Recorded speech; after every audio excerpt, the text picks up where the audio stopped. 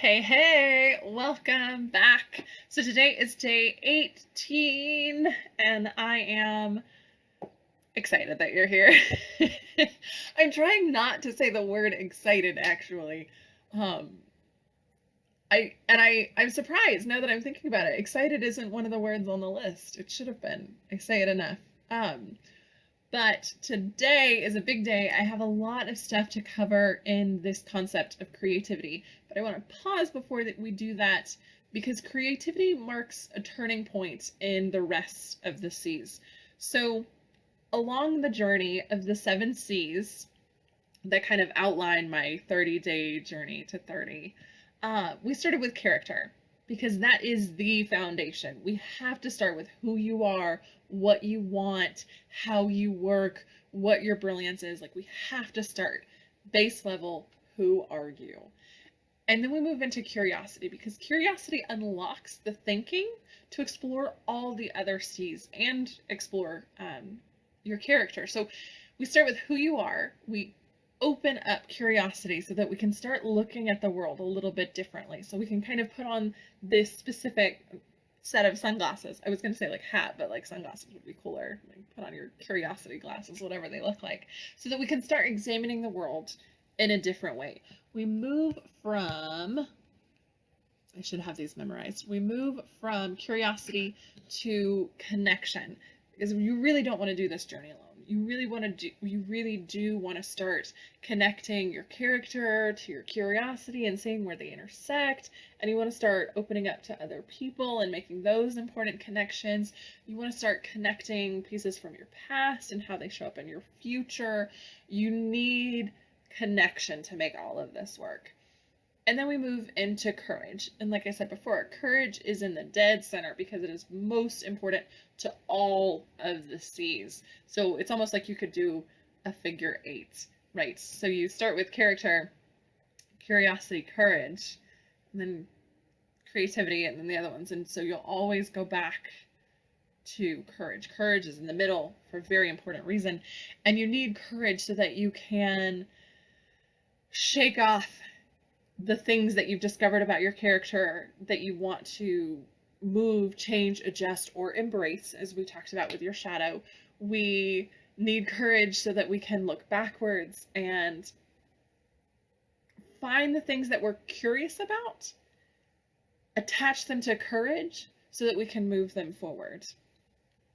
And then once we have those, once we have character, curiosity, connection, and courage, things shift into a more open space. It's kind of like we were underground and we were digging and we were like exploring all of that stuff. And then once you get to courage, it's like boop, boop. And then creativity is the part that like blossoms and it gets to be more inviting and open and interesting. And it's a different take on life that's uplifting. So I hope that made sense. That's where we're going so far. After curiosity, we're going to move into, or after creativity, we're going to move into consciousness, because consciousness is helping this system continually cycle through so that you are always reevaluating who you are. Is this who I want to be? I'm just being curious about it. Am I making the connections that I want to? Am I practicing courage? Do I have the creativity in life that I want to? And going through that cycle so that you can level up and level up and level up. It is an upward spiral. And then we end with clarity, because once you've done that cycle a few times, or even just one time, once you've gone through the cycle one time, your life is suddenly like, wow, I've examined it all, I've made some changes, I've made some shifts, this makes sense, I have clarity. How do I want to take this clarity and make it part of my character? And then that starts the whole process again. So we do have a lot to cover today. Let's jump into creativity. So creativity, I went to one of the queens of creativity, Elizabeth Gilbert, and her book, Big Magic. Can you see that? It's kind of shiny. I love this book because it is just a really good book, but also because I have a signed copy. I got to see her live as a speaker, and she blows my mind. Elizabeth Gilbert is a beautiful human being. And this book is beautiful. I almost read the full thing just trying to flip through and find things that I'm going to share with you today. But I think one of the first things we have to talk about, what is creativity and how does it apply to your life? And she has that. Literally, it says creative living defined. Well, there you go. Thanks, Liz Gilbert. Thank you for making this easy for me. So, Liz Gilbert says, so this, I believe, is the central question upon which all creativity. Let me start over. So, this, I believe, is the central question upon which all creative living hinges. Do you have the courage to bring forth the treasures that are hidden within you? As we talked about last time, you are bright, brilliant, gorgeous. You are a miracle, and that's within you. Do you have the courage to bring forth the treasures that are hidden within you? Look, I don't know what's hidden within you. I have no way of knowing such a thing. You yourself may barely know, although I suspect you've caught glimpses. I don't know your capacities, your aspirations, your longings, your secret talents, but surely something wonderful is sheltered inside you. I say this with all confidence because I happen to believe we are all walking repositories of buried treasure. I believe this is one of the oldest and most generous tricks the universe plays on us human beings, both for its own amusement and for ours. The universe buries strange jewels deep within us all, and then stands back to see if we can find them. The hunt to uncover those jewels, that's creative living. The courage to go on that hunt in the first place, that's what separates a mundane existence from a more enchanted one. So that's creative living. And then Liz is so grateful and actually gives us an example of a creative life. And I thought about narrowing this down just a little bit. I'm reading quite a bit today, but it's so good. It's so good. And I really feel like this is going to resonate with you. So, one of the coolest examples of creative living that I have seen in recent years, for instance, came from my friend Susan, who took up figure skating when she was 40 years old. To be more precise, she actually already knew how to skate. She had competed in figure skating as a child and had always loved it. But she'd quit the sport during adolescence when it became clear she didn't have quite enough talent to be a champion. Because that's what happens in our society. For the next quarter of a century, my friend Susan did not skate. Why bother if you can't be the best? Then she turned 40. She was listless, she was restless, she felt drab and heavy.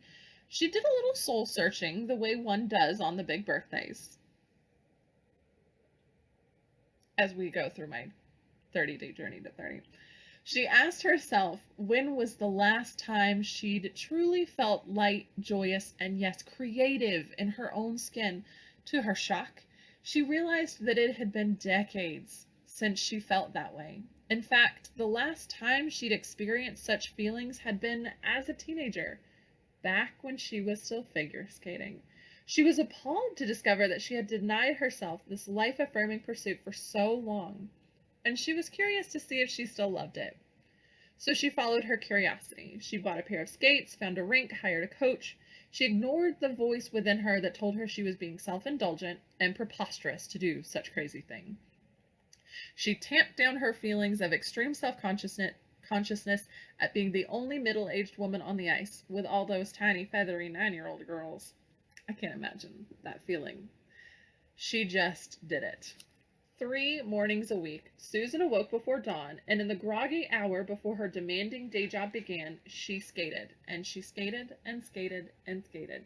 And yes, she loved it as much as ever. She loved it even more than ever, perhaps because now, as an adult, she finally had the perspective to appreciate the value of her own joy. Skating made her feel alive and ageless.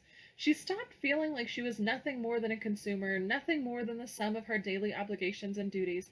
She was making something of herself, making something with herself.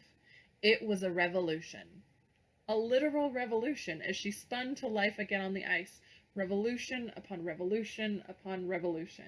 Please note, my friend did not quit her job, did not sell her home, did not sever all her relationships, and move to Toronto to study 70 hours a week with an exciting Olympic level skating coach.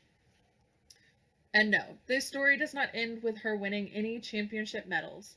It doesn't have to. In fact, this story does not end at all, because Susan is still figure skating several mornings a week, simply because skating is still the best way for her to unfold a certain beauty and transcendence within her life that she cannot seem to access in any other manner. And she would like to spend as much time as possible in a state of transcendence while she is still here on Earth. That's all. That's what I call creative living. And while the paths and outcomes of creating living will vary widely from person to person, I can guarantee you this. A creative life is an amplified life. It's a bigger life, a happier life, an expanded life, and a hell of a whole lot more interesting life. Living in this manner, continually and stubbornly bringing forth the jewels that are hidden within you, is a fine art in and of itself. So I do highly recommend this book. Liz brings forth kind of like my 30-day journey to 30. All of her chapters are an aspect of big magic. So she goes through courage, enchantment, permission, persistence, trust, and divinity. Courage, enchantment, permission, persistence, trust, and divinity. And all of those are like, literally, like I said, I was trying to research the specific things that I wanted to bring out of this book, and I was hoping to bring something from all of those, all of her words, but honestly, I almost read the entire book and forgot to record. So read this book. Go find this book, Big Magic. I think it's this way, Big Magic by Liz Gilbert. So good. But to you, in what ways have you quieted your creativity? Right? And I love that Liz, oh, I feel like I have to sneeze. I love that Liz brought into this story of creativity figure skating. Because I don't think that's most people's first thought when we think of creativity. We think of art. We think of painting and drawing, art or writing. But creativity is so much more than that. Creativity is feeling alive. Like Liz Gilbert said, creativity is just exploring those gems inside of you.